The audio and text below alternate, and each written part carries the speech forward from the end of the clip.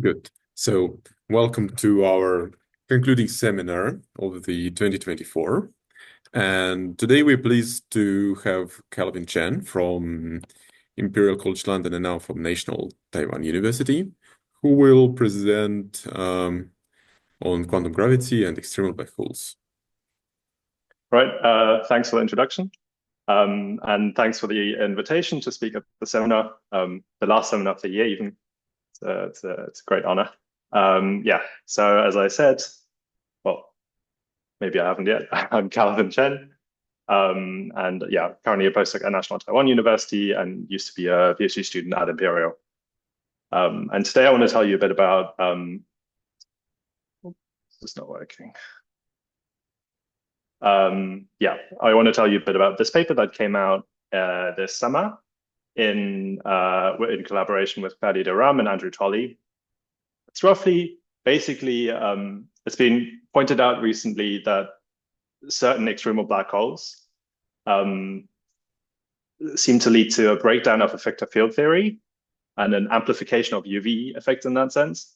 And in principle, that's a really good window into what you might call quantum gravity effects.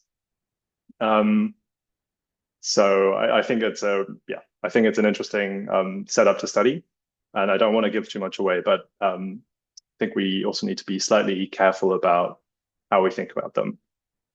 So just to make sure we're on the same page, I would just want to tell you a bit about how I think about the effective field theory of gravity. So I think we all agree that general relativity is a very accurate theory when it comes to describing gravity across various scales. So I mean, planetary scales up to galactic and cosmological scales, GR seems to be a very good theory. But we also know that it predicts its own breakdown in the following sense. So Penrose has told us that singularities form very generically in GR, and they're associated with high curvatures. And generically, you would expect GR to break down once you hit the Planck scale, but reasonably probably before even then. So you need a UV completion to study gravity when it comes to scales close to that. So one of these candidates, for example, is string theory. It contains a mass less than 2 in its spectrum. So at low energies, it describes Einstein-Hilbert plus some higher derivative corrections, for example, r to the 4, if you have Suzy. So I want to slightly take a step back and think about this from an EFT perspective. So without thinking about a particular UV completion, there's one thing you can do, which is sort of think about everything from an EFT perspective. So here you write down the most general local action, which is consistent with your symmetries. Write down all of your terms in a derivative expansion, and then have some unknown coefficients, which you can fix by measurements later. But these should be order 1 coefficients up to a scale fixed by dimensional analysis. So for example, when you talk about gravity, the symmetries are just diffeomorphisms. So everything you write down in the action should be a Lorentz scalar. Then you have this derivative expansion. So you have Riemann contains 2 derivatives, and explicit covariant derivatives are 1 derivative. And then these coefficients, unless you have any other reason to think so, should be just order 1 numbers. So in this case, the cutoff scale lambda, if you have a weakly coupled UV completion like in string theory, you might expect lambda to be the mass of the lightest of your massive higher spins. Or if you have a tree level, if you have a loop level UV completion, you could think, for example, you put QED on curved spacetime and you integrate out the electron. In that case, this will be suppressed by M Planck. So in this case, the electron will be running through the loop. So once you've done that, the sort of EFT philosophy is to treat everything, the whole thing, as a standard QFT and do your calculations, compute your observables, and you should be able to then make predictions in a very agnostic way about what your actual UV completion is. If you do have a UV completion in mind, then you can just match your coefficients and then do your calculation. The only thing you should be careful about is that all the expansions you've made, the assumptions you've made don't break down. So you want to, for example, this is a high derivative action. You want to make sure that this expansion is well defined, and for example, perturbative unitarity is also all fine. So the reason you can do that is because you have something called decoupling or separation of scales. But this is also a problem because when you want to study these like UV effects or like I guess the high derivative effects, the actual EFT corrections, separation of scales really tells you that your lower derivative interaction terms are always going to dominate over them. So it's actually very hard,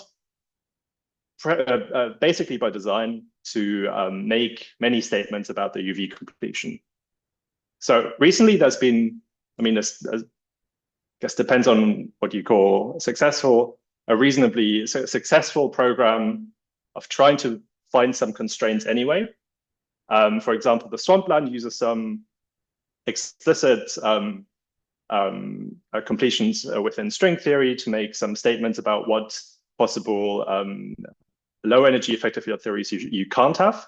And vice versa, if you make some light assumptions such as causality or unitarity within the UV, you can use positivity bounds, which is essentially dispersion relations. It's complex analysis to make some statements about what kind of low energy effective field theories you can have. So this is very nice. In this case, I want to study a setup where it happens that the leading order contribution just vanishes. So the leading order effects from GR vanish. In that case, the next to leading order effects, so the EFT corrections, or you might call UV corrections, are dominant. And as I said, the setup is in a particular kind of extremal black hole. Any questions up to this point? Please do interrupt me, by the way, if you just have a question. Happy to take questions whenever. Right. So let me just tell you a bit about charged black holes. So I want to look at just gravity with so Einstein-Hilbert plus a cosmological constant in d dimensions. I've traded in the cosmological constant for an 80th length scale. It's not really important. And I couple all of this to a Maxwell field. So U1 gauge field. Everything's very simple. The background equations of motions admit static and spherically symmetric solutions, which look like this. So this is the metric of a round sphere, and this is just an ansatz for an electrically charged field strength. And if you solve them, you find that you get this ADS Wasser-Nordström solution. So you have the familiar factors, you have the Schwarzschild term, you have the charge term, and then you have this ADS term. Everything should be reasonably fine at this point. Right. So the solution has, this metric function has two zeros.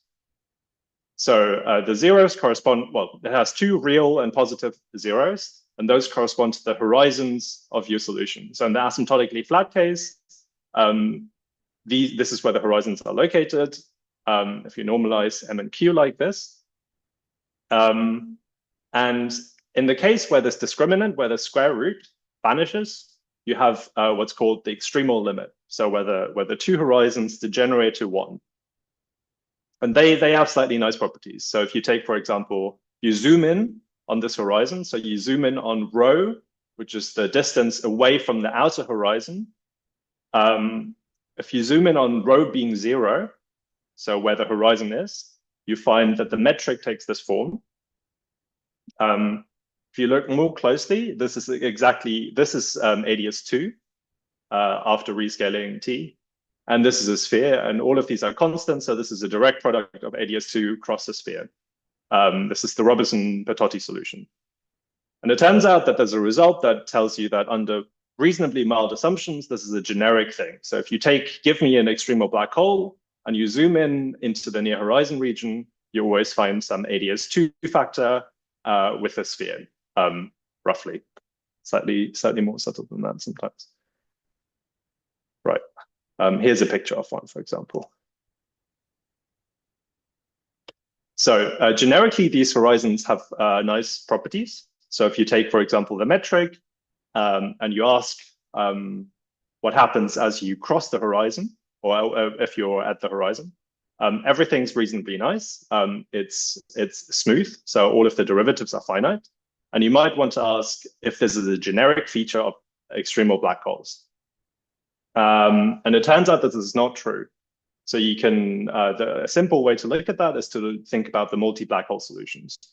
So if you take your original metric, go into isotropic coordinates, so where I guess the dr, the factor for the in front of the dr squared and the sphere have the same factor, you can put the metric into this form. And then it turns out that this h just has to be some harmonic function. You might be familiar with this if you've studied brane solutions. So you can just add, instead of just having one source here, you can add as many of the sources as you want. So this also means that if you just go back to n equal to 0, you recover the asymptotically flat Reisner-Nordström solution in isotropic coordinates.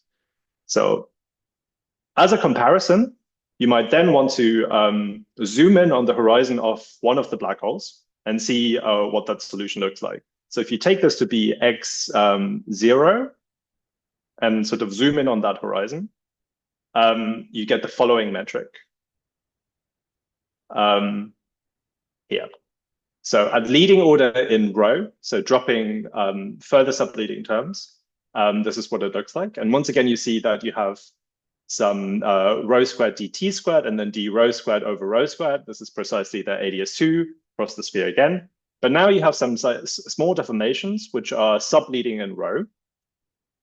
And this rho, these deformations scale as rho to the 1 plus an integer over d minus 3. And how you should think about them is that these are static deformations of your initial black hole solution. So you have some, so really you have some multi-black hole solution. You have many black holes in a static configuration. And when you zoom in on one, you're really thinking about how the other black holes affect the horizon structure of the one black hole. Of course, as you are at the horizon, this is all irrelevant.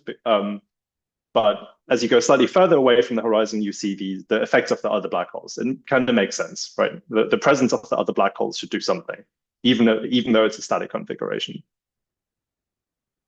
Right. So now there's a thing to note. So in d equals 4, everything is nice. So d minus 3 in d equals 4 is just 1.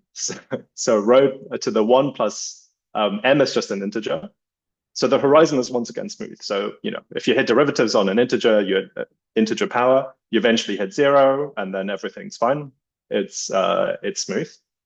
But when d is greater than 4, this is generically non-integer. So there will be a derivative, after which this is not a finite value anymore. So this is the statement that this is no longer a smooth solution. It's a CK for very finite K. And this is physical. So even though curvature invariants constructed in this won't diverge, it means that tidal forces that acting on an infalling observer along some null geodesic will feel these forces. So generically, that will diverge as rho to the m over d minus 3 minus 1. So essentially it's a curvature effect. So you just take 2 rho derivatives, and that's in an orthonormal frame. Rho is a good coordinate when you go to Eddington-Finkelstein coordinates. So this is a physical effect. So you might call this a mildly singular solution. And this was already, discussed back in the 2000s. So what we want to do, or what other people have done, is to study these slightly more systematically. And the way to do that, as we often do in physics, is to think about perturbation theory. So what do? We take our initial solution and just do perturbations in the metric and the gauge field, and then study what kind of Einstein's equations tell us. So the way to do that is to decompose these perturbations with respect to the spherical symmetry in the background. So we had this, the background solutions are static and spherically symmetric. So you can use the SOD-1 symmetry to decompose the different perturbations and see how they behave. What you end up after doing some work is a set of decoupled equations for some gauge invariant master variables, which all take the same form. So they look like this. These two factors in front is essentially a box on the T and R space, and then you have some effective potential sitting after that. And generically, I've dropped all the labels, but phi is really some gauge invariant combination of your metric components. And the scaling and the solution, this is also, the scaling, eventually we're interested in the scaling of phi in rho.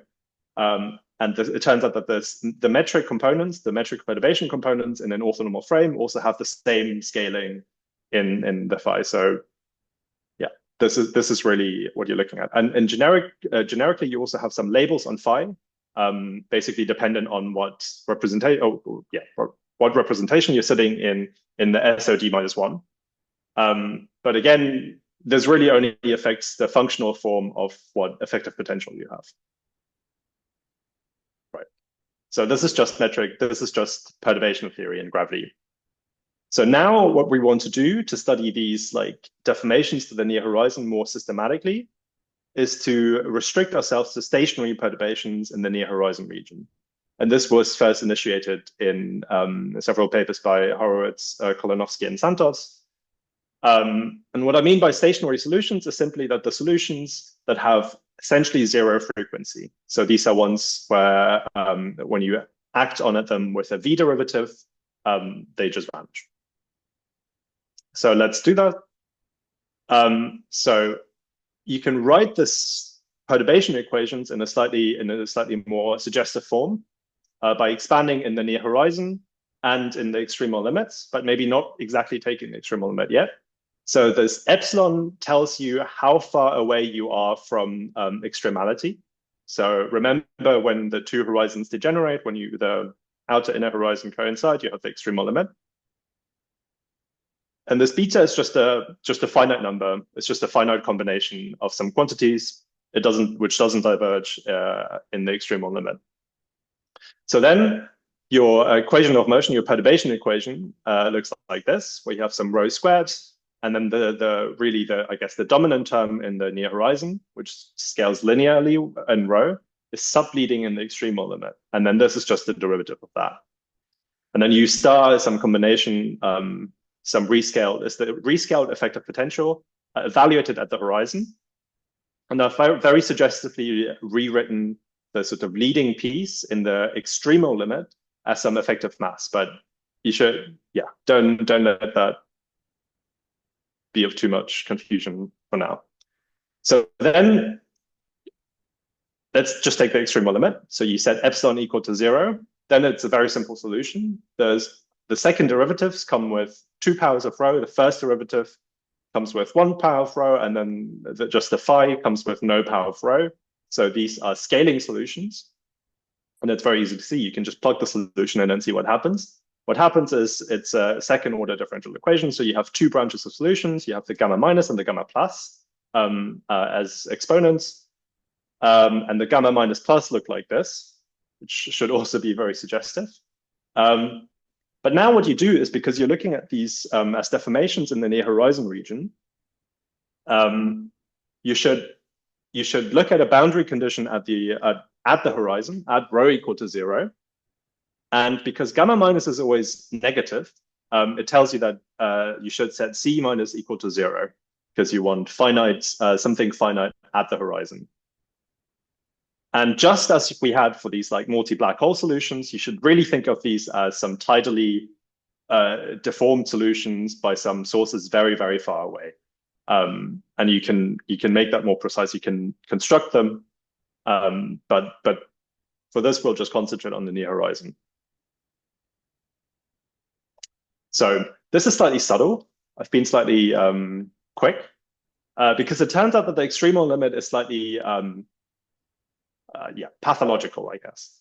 So it's in tension with, first of all, the stationary limit, because as a differential equation, the classification of singular points really changes. So if you think about doing these limits consecutively, if you do the extremal limit first before taking the stationary limit, you have to go through an equation essentially where you have two irregular singular points and your solutions aren't even hypergeometrics. And it's, I mean, I don't know how to solve it, but I mean, in principle, there should be a solution where you can make sense of it.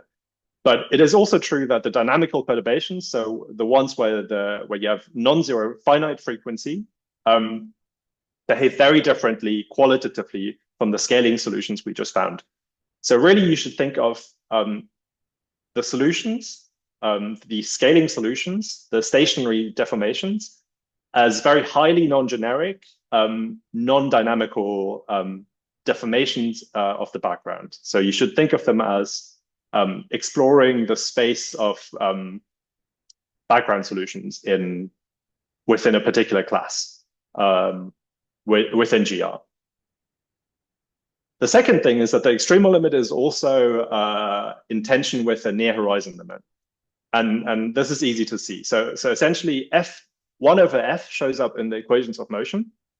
And as a function, 1 over f as a function of rho and epsilon. So in the rho is the thing you expand in the near horizon limit, and epsilon is the thing you expand in the extremal limit, this function is non-uniformly convergent near the origin. So this means that when you take the limits in different orders, they give you different results. So the limits don't commute. The order of limits here is ambiguous as well. But here we can sort of think physically that we should view extremal solutions, extremal black holes, as extremal limits of sub-extremal solutions. So whenever these two disagree, we always want to do everything else first and then take the extremal limit. So in this case, I guess it should be the left-hand side here, which is the physical thing. And I mean, there's some, this is like seems to be a well-understood thing in like singular solutions and supergravity as well, where Gipso wrote a paper in 2000. So with this in mind, we should check that the scaling solutions we found are actually also, they're things that survive actually in the extremal limit of a sub-extremal solution. So we can go back to the equation we had. So we go back to this equation and we just solve it. And it turns out that the solution is doable. It's a linear combination of Legendre functions, where alpha is some combination of this like rescaled u evaluated at the horizon. And and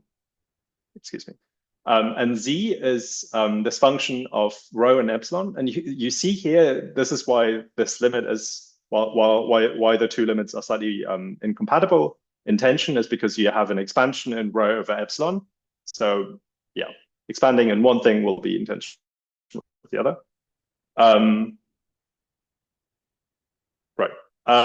Yes, so you want to once again set your boundary conditions at the horizon. So you for finite epsilon outside the extremal limit, you expand this at the horizon, and you see that this solution is, so this branch is regular and this branch will diverge. So this tells you that at the horizon, regularity at the horizon requires you to set b equal to 0. So only this solution, the p alpha survives. And then you can take the extremal limit. Once again, this is what it looks like. Doesn't really tell you much, but one thing to note is that, so the dots are subleading terms with respect to the term on the left. So these are all subleading in epsilon. So it means that what the extremal limit will pick out is the term with the most negative power in epsilon. In this case, it's this thing. And then what you should do is A should rescale in terms of this epsilon to give you something finite that's, something that's finite in the extremal limit. This is this term. And then you see that when you write this in terms of just rho and some constant, this really just scales as rho to the gamma plus. So you see that thankfully, the extremal limit does pick out the gamma plus scaling solution. So that's fine. So what does this mean for us? If you go back to the original problem we had, we were really looking at metric perturbations and found these equations. And what this really tells us in the end is that the metric components in an orthonormal frame, or if you want age up, down, scales as rho to the gamma. So you might want to learn something from that. So it turns out when you construct scalar invariants, so Lorentz scalars, because of the sort of factors in the ADS2, you always end up with something that's an integer multiple power of gamma. So you always get rho to the n times gamma for some integer n, where n is greater than 0. So in this sense, you only get a singularity in the sense that scalar invariants blow up when gamma is equal to less than 0. So this is what we call an SP, a scalar polynomial singularity. When I say we, by the way, I really mean Hawking and Ellis, not me. So the other thing you can look at are perturbations to the Weyl tensor. So the perturbations to the Weyl tensor sourced by these deformations. And because essentially, as I said, you take two derivatives, you bring two powers down. So in an orthonormal frame, this will scale as rho to the gamma minus 2. So now you find that you have a singularity whenever gamma is less than 2. And this is called parallel propagated singularity. What this corresponds to is a singularity. It's a blow up in the tidal forces. An observer feels as they're traveling along a geodesic, a null geodesic, as they cross the horizon. So it's a physical quantity. It's something that enters Rayleigh-Durier's equation. It's really a physical effect. But in this talk, I really want to concentrate on these. I think it's very hard to argue that these you can ignore these.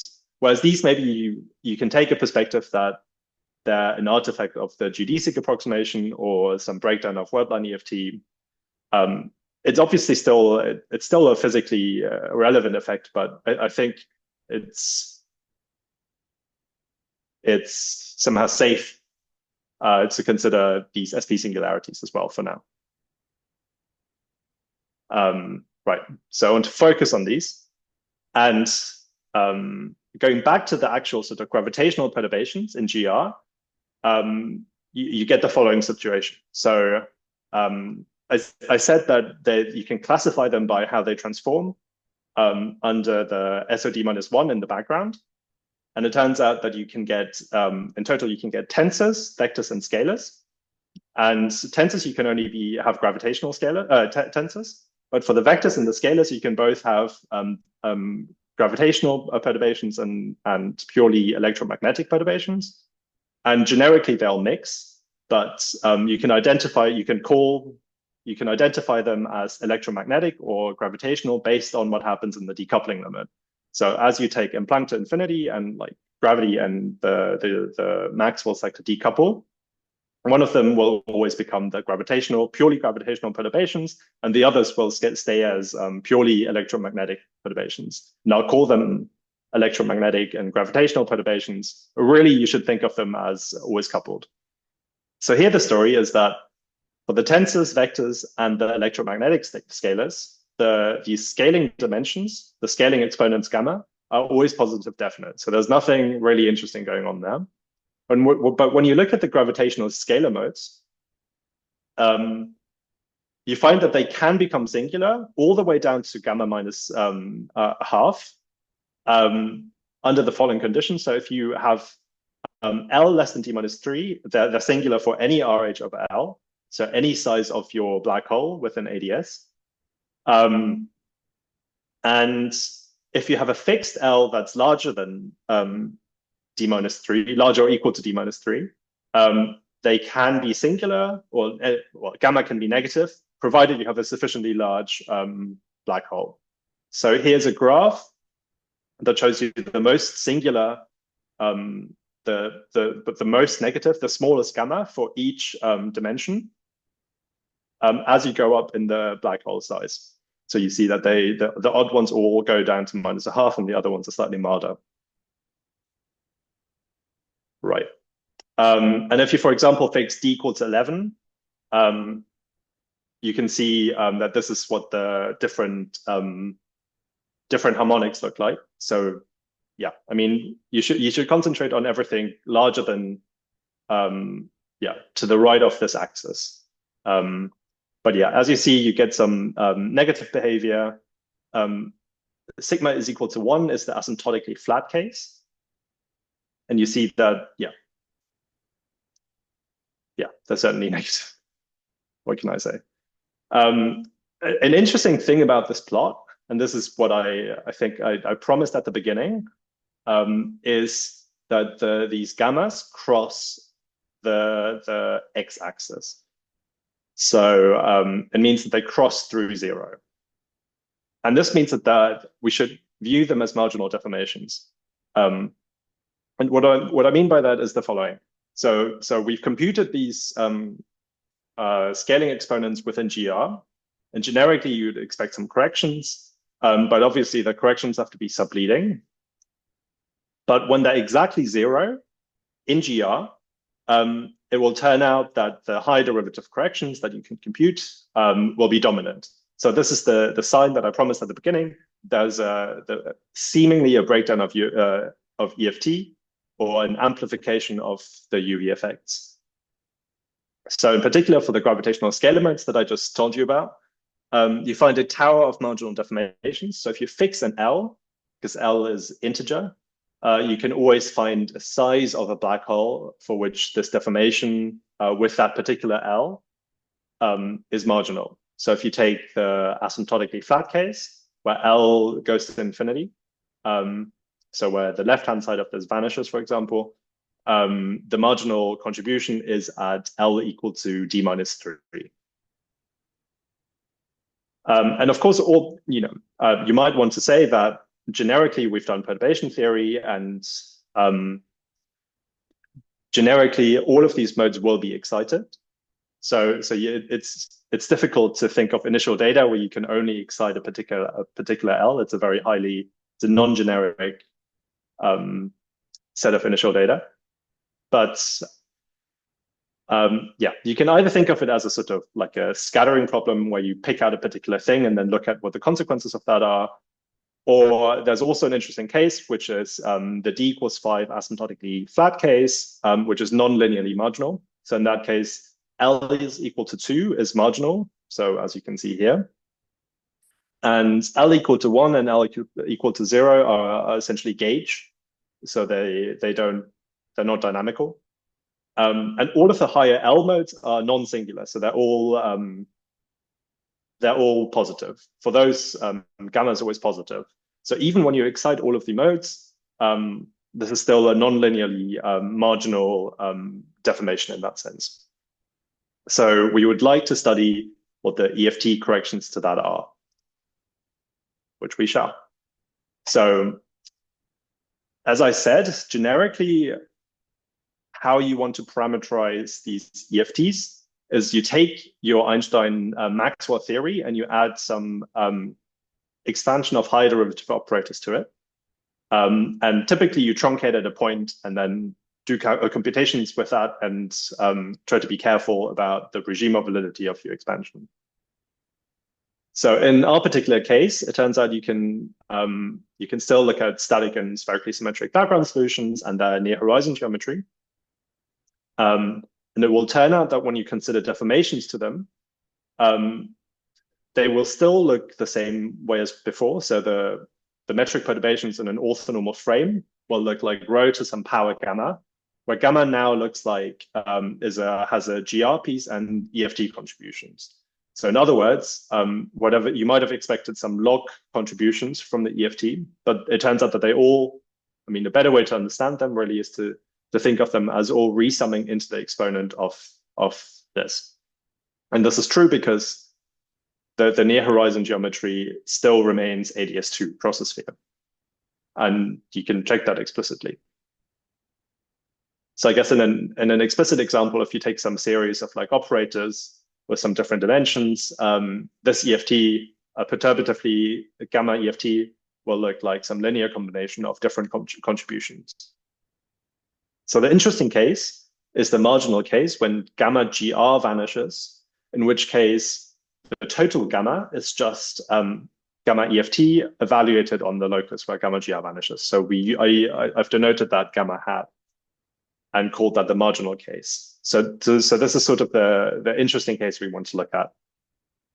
So I thought the easiest way to do that is to just consider an example.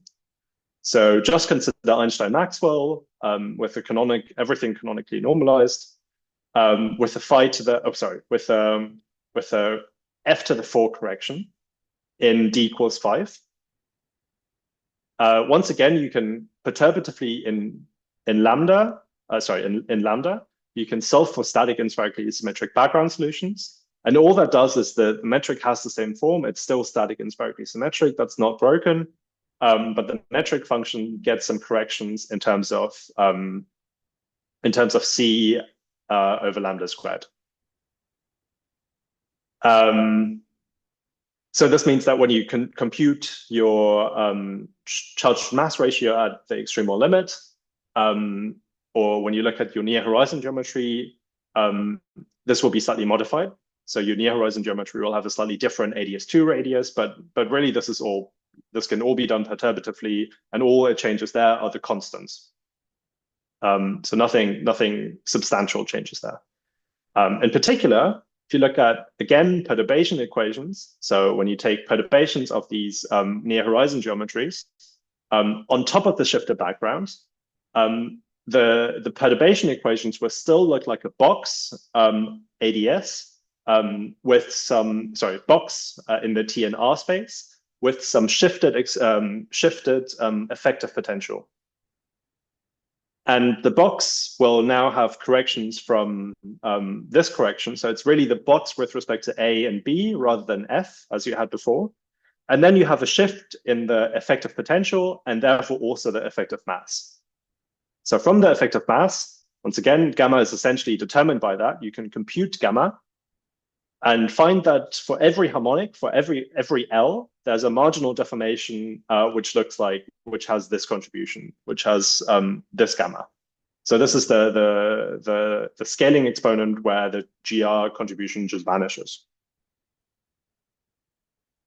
So this is very suggestive because it means that the sign of this really depends. So this is the gray factors here are all positive.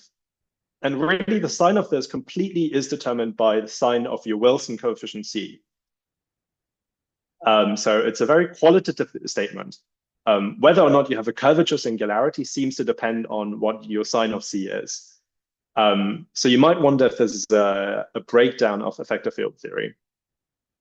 And there's a way to estimate that. So first of all, the EFT expansion is an expansion again in delta and Riemann, so in the covariant in derivatives. At quadratic order in the perturbations, this is what this expansion looks like. And this expansion is only under control. So it only makes sense to use this expansion to approximate some low energy physics when these conditions are satisfied. So this is the statement that some contractions here are small as you go to higher and higher powers. And this is just the statement that the background curvature should be small. But there's also an interesting statement about the perturbation itself, and it is that this should not go out of control. And when you have the marginal contribution, this is slightly enhanced to lambda RH to the 4 instead of squared. But that's fine. So the other expansion we've made in here, so remember, this is at quadratic order metric perturbations. But really, when you do metric perturbations, you should also be careful that there's some, I forgot an integral sign here. Yeah. You should also be careful that there are higher orders in metric perturbation theory that you might have forgotten. And when you truncate to quadratic order, that's fine, as long as you're sure that the higher order terms are subleading. So really, what you want to make sure is that this expansion is also well-defined, because that's a sort of implicit assumption when you do an effective field theory of linearized perturbations. And it turns out that the correct condition here is that H is less than 1, so that I guess, phi or h in an orthonormal frame, which scales as rho to the gamma, is less than 1. And you'll see that because this is always a large number, in order for EFT to be valid, that metric perturbation theory will always break down before effective field theory breaks down. So the statement here is essentially that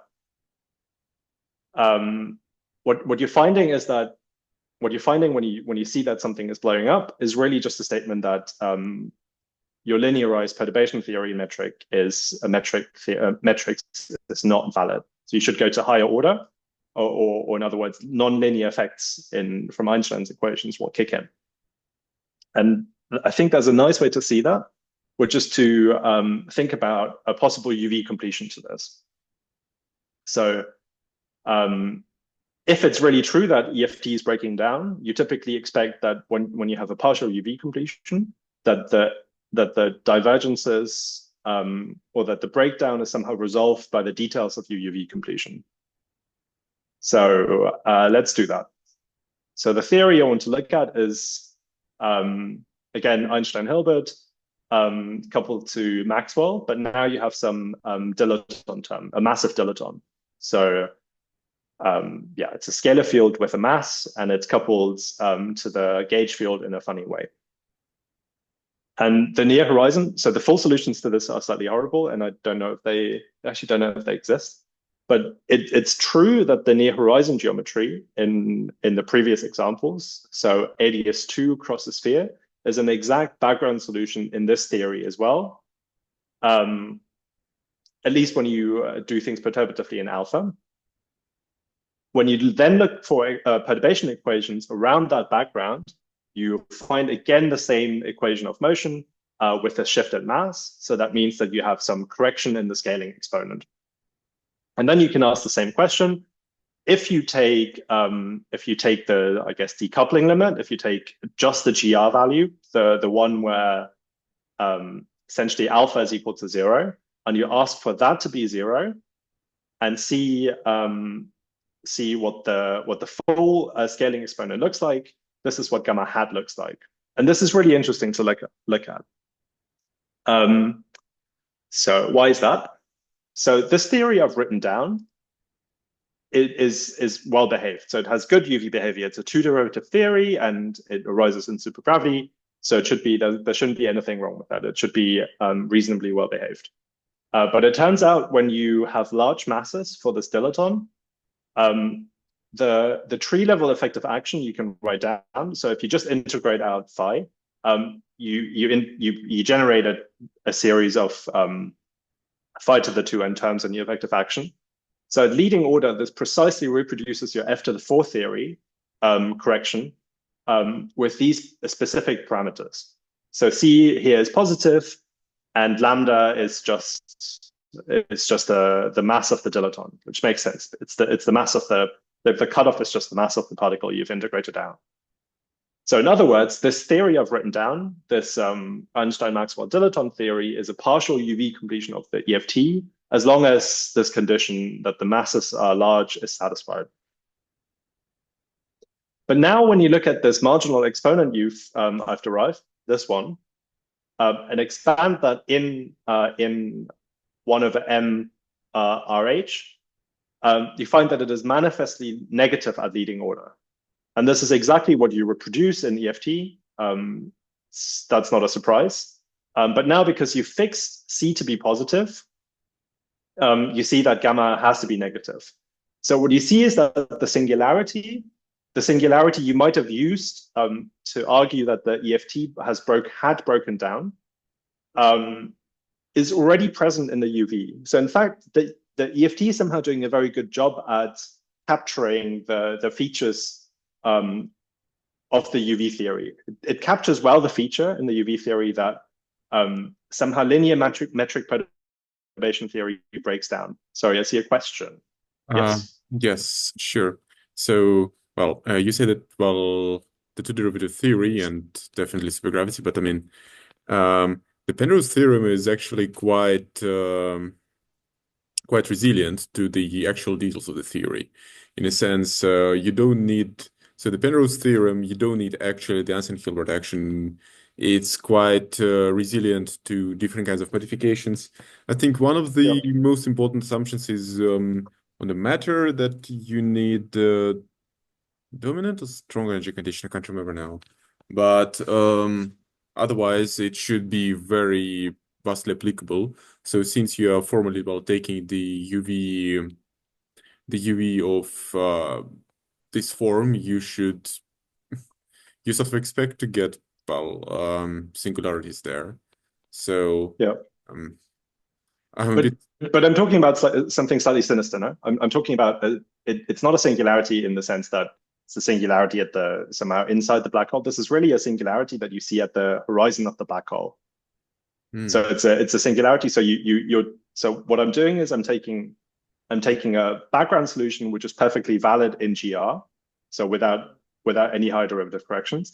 So it's a solution which seems to be at least at linear order a solution to Einstein's equations and not singular, because at the horizon everything's fine. But any small, arbitrarily small EFT correction. So if I just do this in the effective field theory, for an arbitrarily small c, it can be like 10 to the minus 100. Somehow gamma hat suddenly becomes negative, and then there will be a finite number of derivatives. And well, not even that. And somehow curvature invariance on the horizon will blow up. Mm-hmm. So it's really a statement about the horizon. So it's nothing hidden behind the horizon. It's really some kind of funny solution. Yeah, it's where you shouldn't even think of it as a solution in that case, I guess. I see. Thanks. Yeah. Yeah. So basically, it can be seen as violating the weak cosmic censorship conjecture. Uh, I guess since you Yeah, have an but I mean with the assumption, or I mean with the caveat that really in GR when you have c equal to 0, this is a solution. So somehow, yeah, it's somehow very non like it feels very non-continuous to GR, right? It feels like typically if you have some EFT correction or some higher derivative correction, they should have small effects, not qualitatively, not they make a singularity appear when you didn't have one before. Mhm. And typically you might have thought that this was a breakdown of effective field theory, but actually it turns out in this case it's really just telling you what the UV theory is doing. It's telling you something pathological about these solutions. I see. Thanks. Thanks. So where was I? Yes. Yeah. So it's kind of weird. And I guess another way to say this is that if you'd really thought that this was because of a breakdown of EFT, you would have expected the UV details to cure this, right? If you see something going wrong in an effective description, and you suspect that it's the description itself that's breaking down, then somehow resolving that should, yeah, resolving the theory at higher energies should also resolve the problem. But somehow this is not true. The UV completion really already knows about this. So this is the statement. So EFT really doesn't break down, but somehow exactly when metric perturbations go out of control, it does seem to be UV sensitive. Yeah, I think that's the takeaway. So that being said, I have a fun, not particularly serious conjecture, I guess.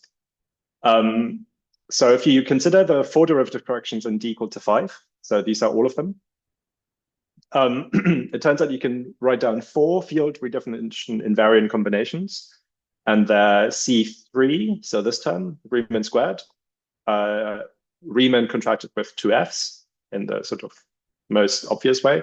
And then you have two other invariant combinations.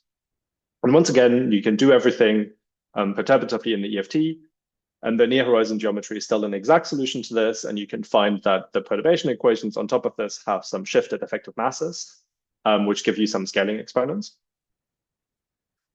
And this is an interesting example to look at because it actually turns out that this is there are interesting bounds from the weak gravity conjecture on this. So this is just a statement that when L goes to infinity in the asymptotically flat case, in order to avoid super extremal black holes, so in order to avoid a naked singularity, you should allow your UV's physics to have super extremal states. So when your black hole decays, it can decay, so it can sort of emit super extremal states so that the black hole itself can decay to something that's sub-extremal. So this is the condition that in our normalization, m over 2 q has to be less than 1 at all times. Has to be less than 1 for these super extremal states. And a weak sort of statement of that is that these super extremal states should be the small black holes, so I guess the ones with higher curvature on the horizon themselves. So this way, when a large black hole decays, it can shed these for the large black hole super extremal states, so that the charge to mass ratio of the large black hole itself can decrease. If you take the four derivative theory I just presented to you, you'll see that m over 2q is equal to this combination here, where C0 was this funny field redefinition invariant combination. It turns out that, therefore, the weak gravity conjecture tells you that the C0 should be positive. And that's interesting. So when you take the four derivative corrections and compute the marginal the marginal scaling exponents, you can find something funny. And we have a following very speculative conjecture. And it is that the marginal gamma hats should always be negative. Because if you can see, so if you just compute gamma hat in the four derivative theory, you find that you get this combination, once again, of C0 and some other terms. In the asymptotically flat limit, so this conjecture would somehow imply that this C0 tilde should always be positive for all L. And in the asymptotically flat limit, L equals to 2. This just reproduces the weak gravity conjecture. So somehow, by conjecturing this, you have a statement that's slightly stronger than the weak gravity conjecture. But from other L's, you can also derive some other conditions. So for example, if you take L going to infinity, you find some a positivity constraint on some other combination of C's. And this is very speculative. It's really just I guess, like a fun observation we've made. Not particularly necessarily taken too seriously. It is, we suspect there might be some statement you can make in terms of some energy conditions, but I haven't been able to find that. So at this point, it's a very speculative conjecture. So in the last remaining, how much time do I have? 5 minutes? Oh, you can extend, well, we can extend it to 10. Okay. Probably don't need 10 anyways. I just want to present some extensions we've got. I'm currently thinking about with Aaron Kovac at Queen Mary to extend these deformations, these static deformations, to extremal black branes. So the setup is the following. You take gravity now coupled to a d+1 form. So field strength in this way. This is, this is essentially if you take the bosonic sector of like supergravity and switch off the dilaton, this is what you get. So what we're looking for are essentially non-dilatonic black branes. Branes are solutions which break the isometry down to this subgroup where d tilde is d minus capital D, the space-time dimension, minus little d minus 2. And they describe d-dimensional world volumes, where d is typically you say it's a p brane and d is equal to p+1. So for the extremal black branes, the solutions look like this. It looks very similar to the solutions we had before. In particular, if you said little d equal to 1, so p equal to 0, you just reproduce asymptotically flat Rice-Nordstrom in isotropic coordinates. So you have this just becomes a minus dt. This becomes a minus dt squared. This is just h to the minus 2 This is 2 over d minus 3, and then this is this is just a Euclidean. This is just our d tilde plus 2, I guess. So yeah, this is a straightforward, I guess, generalization. So the near horizon geometries, if you zoom in on the horizons, so you switch to the coordinates. So you go from R to rho, defined in this way, and you zoom in on the near horizon geometry. So you zoom in on rho equal to 0. You find the structure. So now this is just ADS d plus 1, little d plus 1 cross S d tilde plus 1.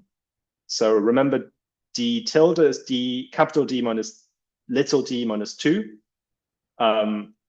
So when p equal to 0, this is just d minus 2 and ADS 2. So this is exactly what we had before when you said d equal to 1. Yeah, and these are well known. They're Freund-Rubin solutions, the compactifications, and they're themselves also exact solutions to the background equations of motion.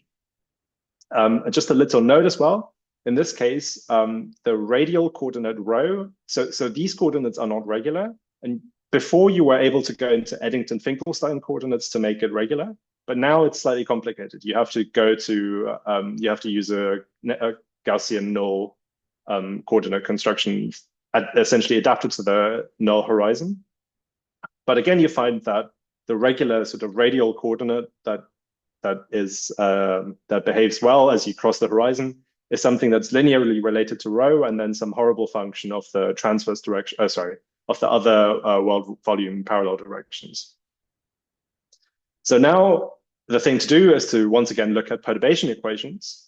So the easy thing here to do is just to look at perturbations of the Freund-Rubin on the Freund-Rubin background. And then you can do, again, a decomposition on the sphere. And you find a set of decoupled wave equations on ADS d plus 1, each of which are labeled by some harmonic. And also they're classified by what representation they sit in the SO, I guess, d tilde plus 2. And you find they have this wave equation with a shifted mass. So what you're effectively doing is really just a Kaluza-Klein reduction to get the spectrum of these modes. And then it turns out I guess the natural extension to the funny deformations to the near horizon geometry of the extremal black holes is to take solutions which have which satisfy this property. So so previously it was that the KV or the V derivative acting on them vanishes, but now all you need is that this the whole combination of the world volume direction vanishes. So essentially the Laplacian on the world volume vanishes. Or if you want to phrase it in terms of a volume, in terms of momentum, because you have translation invariance on the world volume, you can say that these are null modes on the world volume. So now the equation is, you can still solve it. And in the extremal limit, the solutions scale once again with rho to the gamma, gamma plus and gamma minus. But gamma plus and minus now take this form. And I think, I guess in this form, it's really obvious that really all these are like scaling dimensions in ADS. They're minus the scaling dimensions in ADS, actually. So the discussion we had previously about the extremal limit, so the fact that these survive within the extremal limit of a sub-extremal solution, or the explicit example I had about the multi-centered solutions, follow through. You can still construct multi-centered solution, multi-centered black brane solutions, expand around the horizon of one of them, and see that they have they're mildly singular.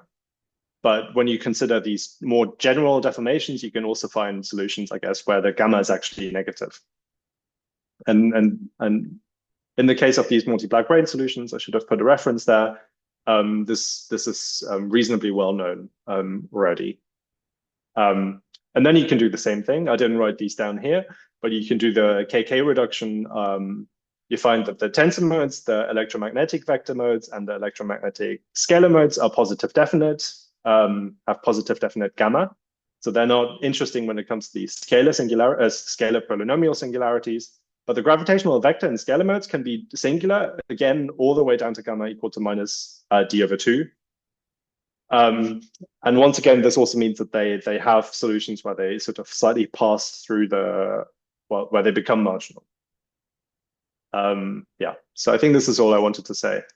So just to conclude, so I hope I managed to tell you a bit about the UV sensitivity of a particular kind of extremal black hole that you find by doing perturbation theory around analytically known solutions. The deformations are indeed UV sensitive, as we found, but they're not because of a breakdown of effective field theory. Yeah. Then I showed you that you can generalize these deformations to extremal black branes. And I didn't discuss this here, but yeah. So I guess one of the things I want to talk about in the paper is that this also has some implications. Essentially, it's the same calculation you're doing to also infer that there's an arbitrarily instability of the event. But a very speculative observation you can make that if you demand that the marginal scaling exponents are always negative for consistent UV completions, you get a bound that is a generalization of the weak gravity conjecture for the leading effective field theory. And we're hoping to find some physical intuition if there's a nice holographic or argument or some statement in terms of energy conditions for that. Yeah, I think this is all I wanted to say. Thanks for your attention. Okay, thank you very much, Calvin. Okay. Any questions?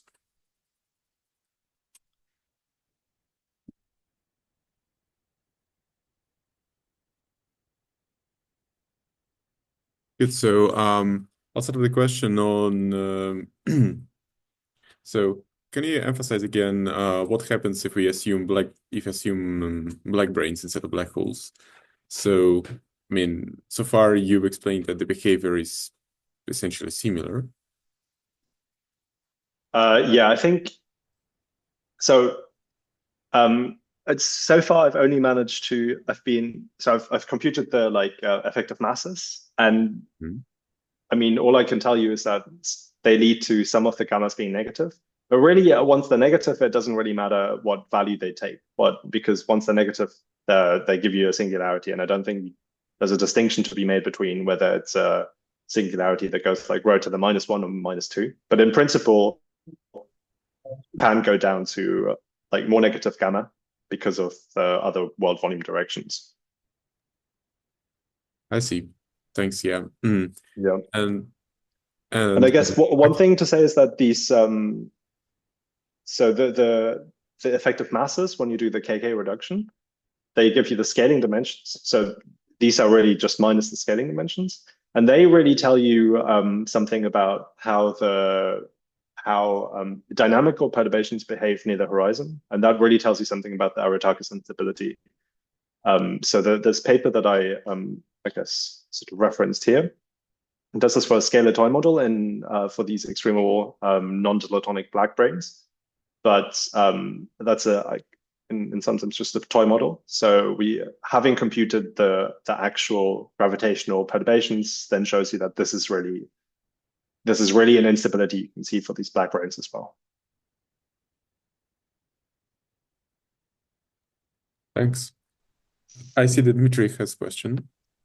Yeah, thank you for your talk. I have a question like that. You are dealing with the singularity which is positioned exactly on the horizon, right? So it's not kind of naively. It's not like completely naked singularity, at least naively. So the question is, can you measure it from the outside? Can you register something thick by scattering, say, particles on the black hole or something like that? Yeah, so that's a good question. So I think the statement in the sort of original paper, I guess earlier by Horowitz, Kolinovsky, Raymond, and Santos was that in principle these are things you can measure. So these are the UV sensitive parts. Yeah, the UV sensitivity or the amplification of these UV effects is something you can measure. So I think they say in the paper that you should be able to point your telescope in a particular direction, look at an extremal black hole, and see these. But this will be something thick, I cannot formulate the theory outside of the black hole, or this is some observational signature. This is not an observation signature. This is a theory, means a theory outside of the black hole is thick, doesn't exist, right? Sorry, is the statement that are you asking if it's just? I mean, I'm just asking the following, the next question. The next question is, do they imply that does this effect that you mentioned implies that I cannot formulate a theory, a quantum field theory on the background, for example, of this black hole,